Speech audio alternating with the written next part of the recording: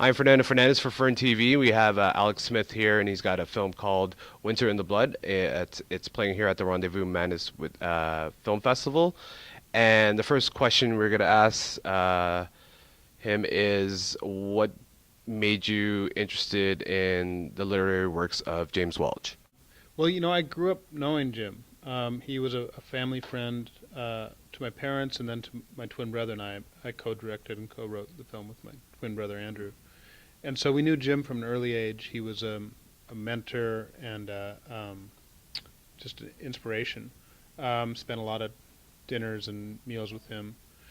And then when we made our first feature film, The Slaughter Rule, we had some Native American characters in that film. So we showed him the script to get his take on how we were treating those characters. And so he helped us with that project. And so I grew up knowing him, and I started reading his work when I was in high school. I think I read Winter in the Blood was the first thing I read of his. And it blew me away. I was amazed that this sweet, gentle, really open guy could write such an intense, sort of harrowing, also funny novel. And then the book just haunted both my brother and I for the next 30-some years. I would reread it whenever I kind of got a little bit lost. When I grew up in Montana, and I left there at about 18, so I'd reread it to kind of get back in touch with where I came from and all that. So the book was just into my bloodstream. What part of Winter in the Blood actually made you inspired to make an actual film? What part? Well, I think there was a combination of two things. One was it was just such a great story of somebody struggling with loss, and both my brother and I lost our father at an early age, and so that's something that storyline is something obviously that attracts us and we feel we can access as filmmakers. So that was a key component of somebody really struggling with grief right. in a way that first may help him and then ultimately starts to destroy him. I also think because the loss was of his brother and because we're brother filmmakers, that was really sort of a scary what if, and I think you're supposed to both pursue the things you're scared of and chase the things that haunt you. Right. And so the combination. It was time. This book's been in print since 1974. It's taught around the world. It's a Penguin classic, but no one's made any films of any of Jim's novels. He's written 5, so we just felt the time was right to adapt that book. And in this film, your main character goes through loss and grieves, of course, and then he turns to addiction, alcoholism. And that doesn't necessarily always happen in the Native American culture, but it happens to everybody as a whole. Can you comment on that? Yeah, I mean, it is a universal syndrome when you have your ticket punched, however you want to define that, loss of a loved one, loss of some kind of support, some kind of a home, some kind of help, and it's pretty hard to take. Some kind of serious trauma where you, like, war or a beating or abuse or just seeing someone die in front of you, losing someone you love. Without help, you need to you figure out ways to basically numb the pain. Right. The pain is so intense, and if you don't have any type of counseling or any type of support system, it's overwhelming, that pain. And so people choose ways to numb the pain, and sometimes that helps them kind of move forward, but often that numbing freezes them, literally right. in their tracks, right. and arrests their development. And so that's a universal that I think we all struggle with, and all tribes, however you want to define that term, is something that people are interested in and want to see how people survive addiction, because addiction is a way to survive trauma, but it's not a healthy way to do it. Now, how is this film relevant to this type of festival? And what do you want your viewers to take home with them? This festival is amazing. It's a unique festival. I'm not aware of others like it, or many others like it, in that it actually has a central issue as opposed to like a genre, meaning Polish films or African American films or horror. But this is actually about the theme, which is mental illness and addiction. And it's smart that this festival puts those two together because they're often related. So with us, the film is it's a story. It's a story of a man. It's having a rough 4 days, but underneath it is a story of recovery and a story of how you get beyond addiction. And in a way, he's very dislocated from himself. There's some mental illness with him too, as far as almost like post-traumatic stress. And so it addresses a lot of the issues of this festival, and I think this festival putting a spotlight on stories that go into this subject matter is fantastic.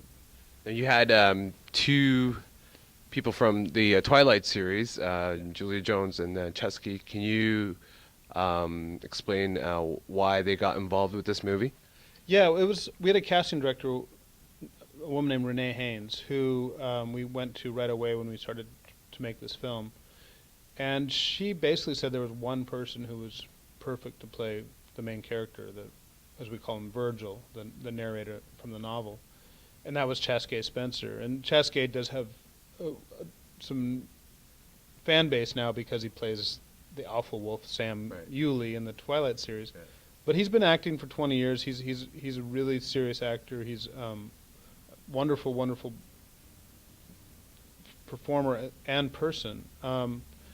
And she is a big believer in him. I met with him, and I became a big believer in him. We had like a 2-year dialogue before we finally had all the financing in place. And so he just went deep with this character. He gained like 25 pounds. He got rid of his six-pack, so it seemed like he had a lot of six-packs. And Julia the same way. Both of them were in the Twilight films, and they're very close friends. But she came because Renee thought she was perfect for Agnes, and we met with her and agreed. It helped that they're in the Twilight films, but it was just that they're such tremendous performers. And then she also got us some of our other main characters, Gary Farmer and the people who play the main characters' parents. Now, let's talk about you and your experience filming in the Montana, of course, and must be a filmmaker's dream. Well, I'm from Montana, so but I haven't lived there in the last 20 years. And both this film and our first film were shot there, and so it's becoming sort of like the landscape, our cinematic landscape. And it helps coming from there. I know a lot of people. I know the weather. I know the feeling. I know just the taste and all the senses of it. But the Montana does a lot for your camera. I mean, like, you just kind of have to just get out of the way. We wanted with this film to not have that super postcard look, but a little more of a stark beauty, because on the reservations, they're often placed in places that aren't quite as, picture perfect as other parts of Montana. So we wanted to be a little more sort of mysterious and majestic, and not quite sort of just beautiful trout streams and such. If James Welch was alive today, what do you think he would? How do you think he would react, or what he would say to you when he would see this film? Wow, that's a good question. I hope he likes it. I hope he'd like it, or I hope he likes it. His widow Lois has been with us every step of the way. We optioned the novel from her, and then she actually ended up sort of supporting us in reading the scripts, looking at cuts, sending financiers our way. So she's been very, very supportive of it. I think Jim would enjoy it. I really do. I mean, I think our film's not as funny as the book, and it's just in the edit we ultimately had to kind of sculpt it more towards the emotional, and some of the funny went away. So maybe he would shake a finger about that, but because he was a very funny guy. But I do think he'd appreciate. We shot it where he came from, where the book is set. We shot on some of the lands that are actually book specific. And he was a big fan of David Morse, from who was in our first film, so I think he would have liked him as the Airplane Man. You know, I hope he would have dug it. We made some changes. We had to, you know, but it's our version of his book. The book is still perfect. Now, can you, last question now, bottom line, why do you think this film has become successful in the festival circuit? Wow, I think it's because it's very emotional. It hits people who are ready for it in a deep way. We know it's very affecting, and it sort of makes you think about who you've lost and how you can stay connected to them. I also think that we just had some wonderful performers, and so that lasts. And you know, it's a slice of North American life that's not familiar to people. It's an undertold story, underrepresented story of life on a Native American reservation or First Nations reservation now, as opposed to historical. I mean, it's 70s, but we're not talking drums and feathers and stuff. So I think those are all different. It's sort of exotic. It's very emotional. It's also sort of surreal and cinematic, you know, both with the widescreen and with the all the sort of Lynchian dissolves and all that stuff that we do in this film. So I don't know. I think it's a nice festival film. It's also has a few chuckles along the way. Well, thank you so much for your time, and talk to us again about any upcoming projects, and I hope this film does really well here at the Rendezvous with Madness Film Festival. Oh, well, thank you for your interest. I appreciate it. Thank you. Yeah. Thanks a lot.